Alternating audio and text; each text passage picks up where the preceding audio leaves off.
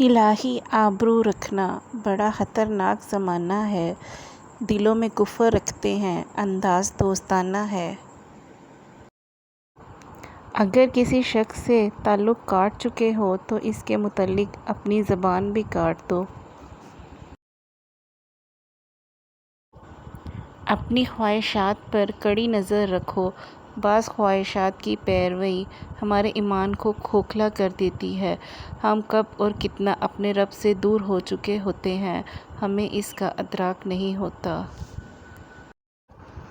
جب درد بڑھنے لگے اور کچھ بھی سمجھ نہ آئے تو اپنے رب کی طرف چلے جاؤ، کیوں نہ کہ دل کا سکون بس اسی کی یاد میں ہے۔